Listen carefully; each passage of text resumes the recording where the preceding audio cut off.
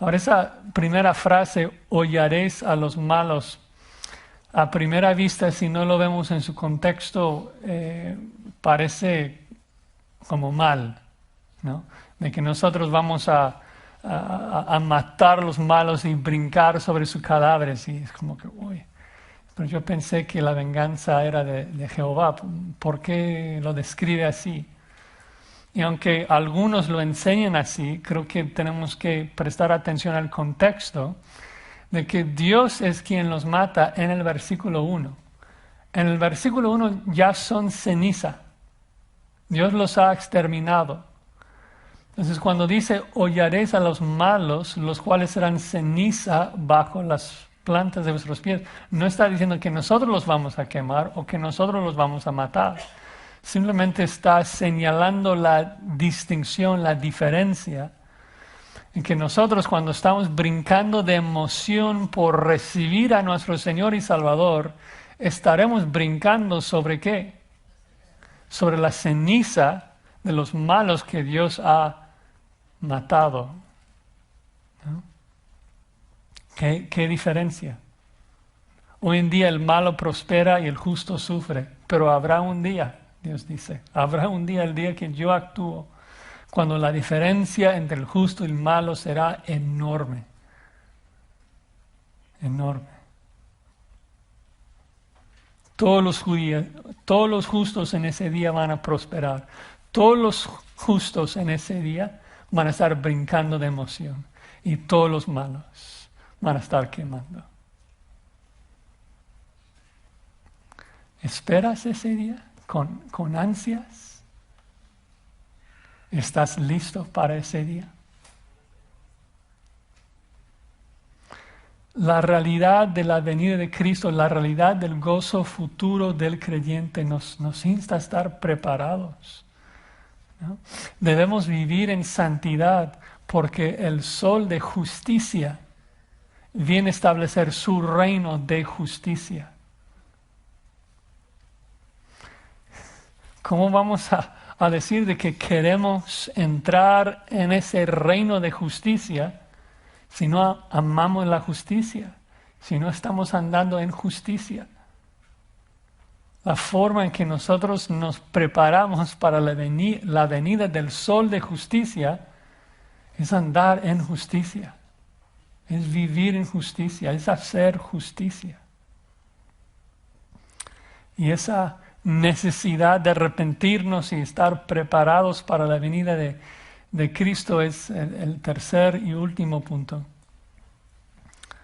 Una exhortación, una amonestación para todos los hombres. Dice allí en el versículo 4.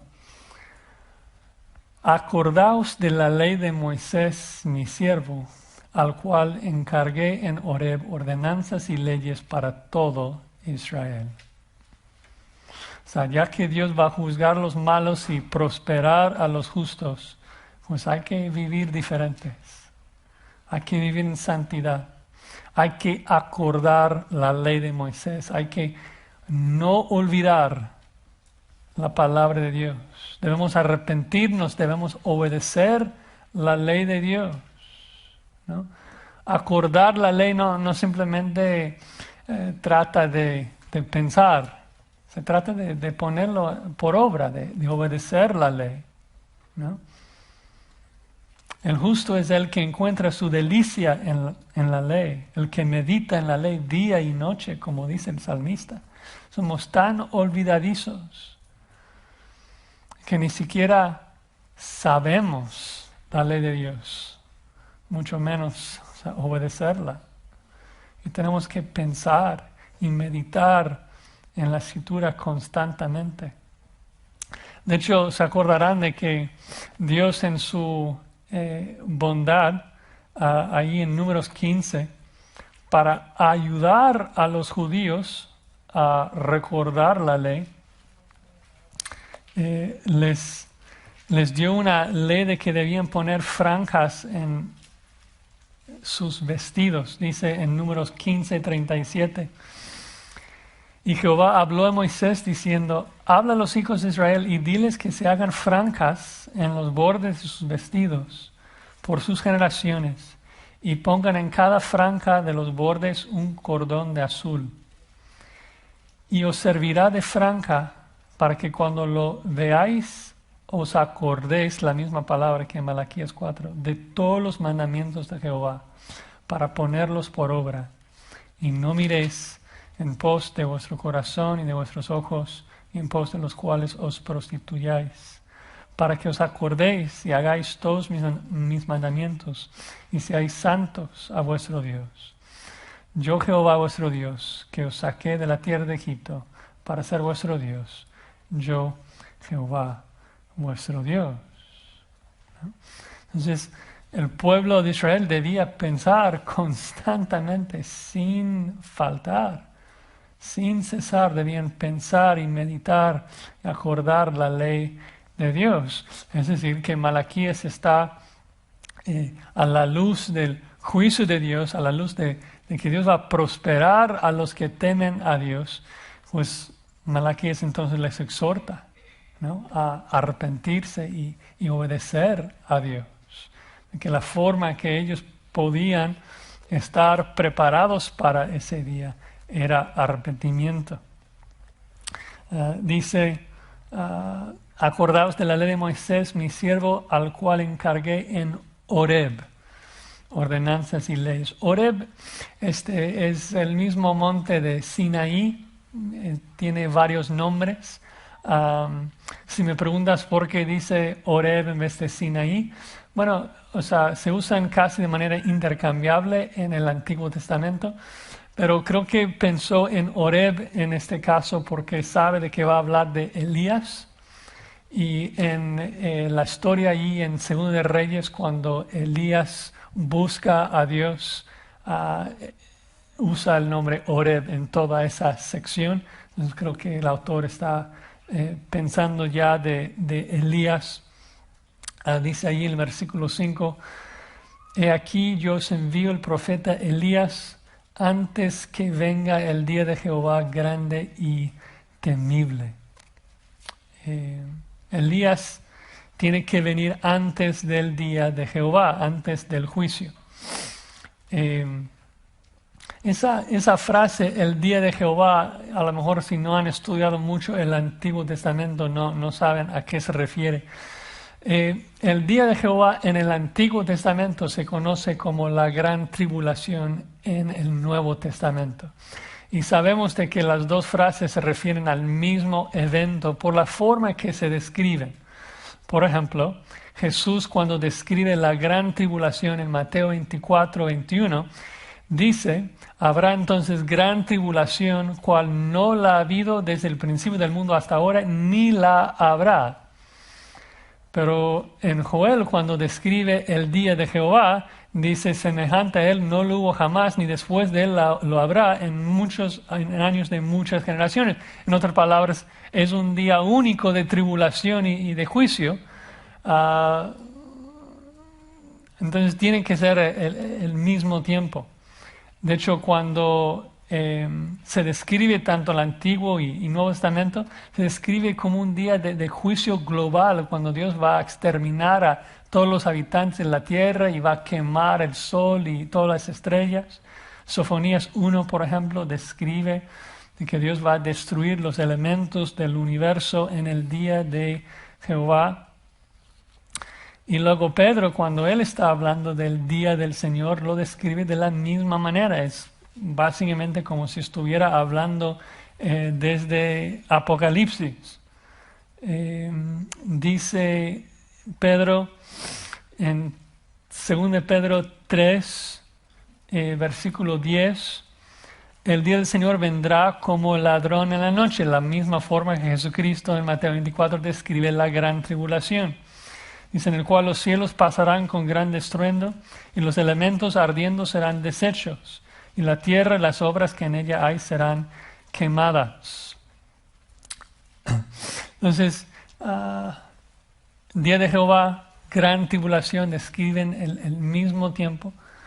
Y como mencioné ya varias veces, la razón que Dios describe ese tiempo con tanto detalle y lo describe de manera que cause tanto temor es porque no quiere que vayamos ahí, ¿no? Pedro hace lo mismo que cuando después de describir el día, dice en el versículo 11, puesto que todas estas cosas han de ser desechas, ¿cómo no debéis vosotros andar en santa y piadosa manera de vivir, esperando y apresurándoos para la venida del día de Dios, en el cual los cielos encendiéndose serán deshechos y los elementos siendo quemados se fundirán? Pero nosotros esperamos, según sus promesas, cielos nuevos y tierra nueva en los cuales mora la justicia. Por lo cual, oh amados, estando en espera de estas cosas, procurad con diligencia ser hallados por Él sin mancha e irreprensibles en paz. ¿Ves?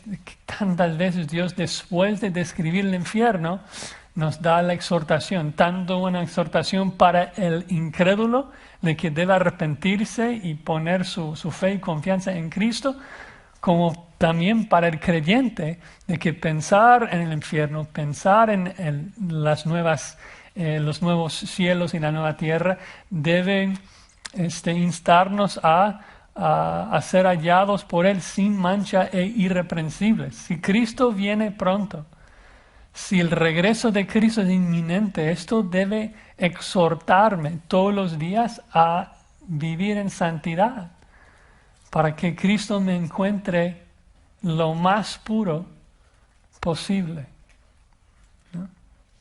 Ahora, regresando a Malaquías 4, entonces el punto es de que Elías tiene que venir antes de la venida de Cristo.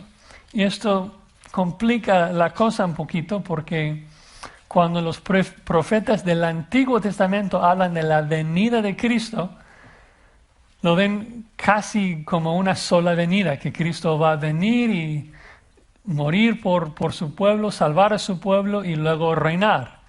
Y los profetas del Antiguo Testamento realmente no percibieron la cantidad de años que iba a haber entre la primera y segunda venida.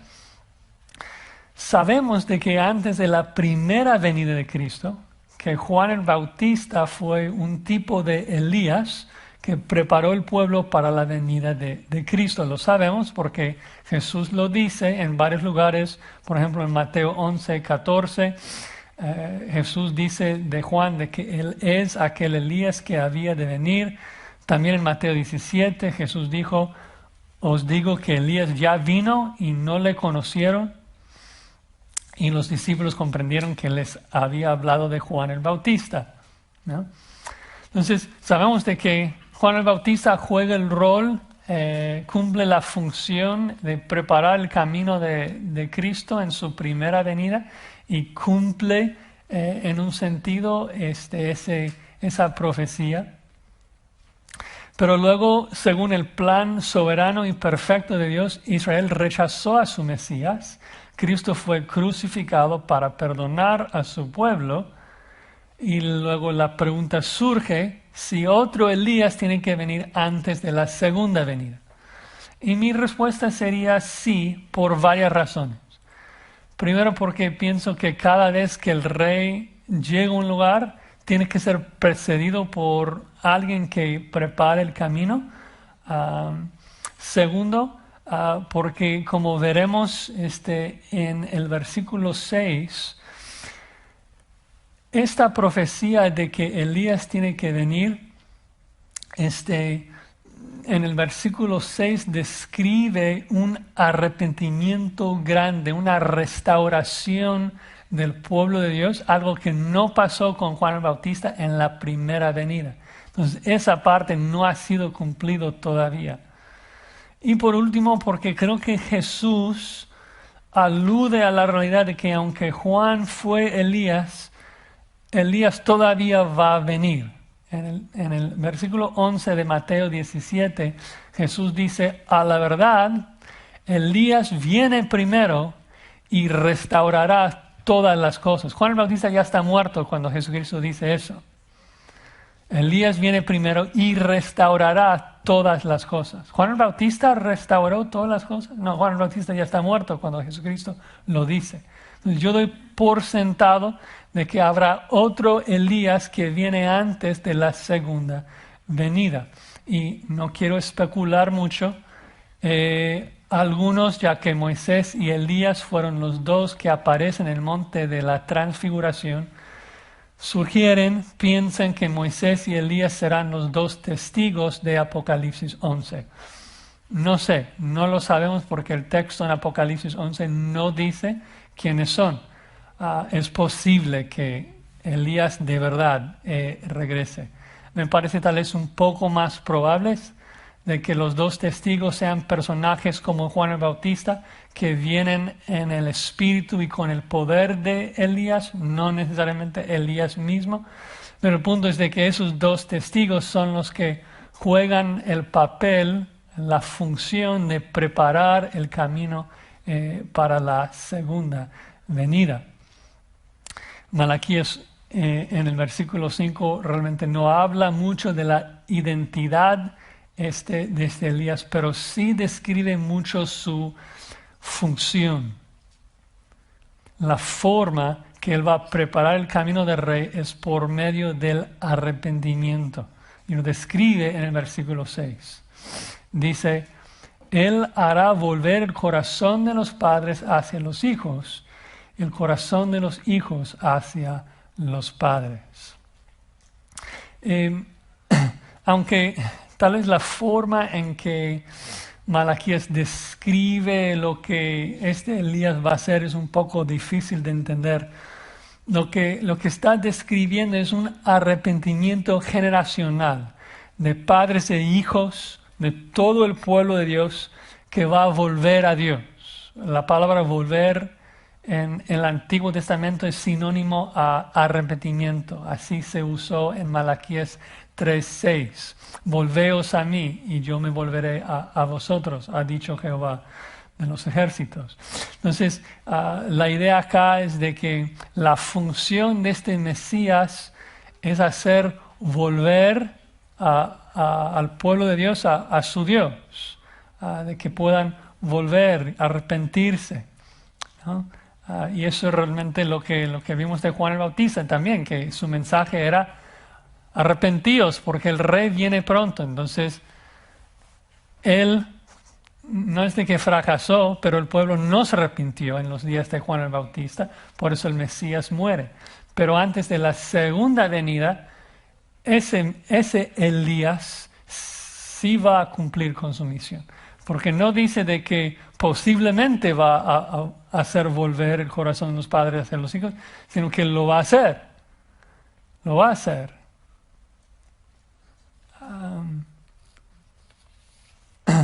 La Biblia habla de esto en muchos lugares, veremos un par de pasajes más tarde, de que al final de los tiempos habrá un arrepentimiento global, por decirlo así, del pueblo de Dios para que los creyentes que están vivos al final de la gran tribulación puedan entrar vivos en el reino.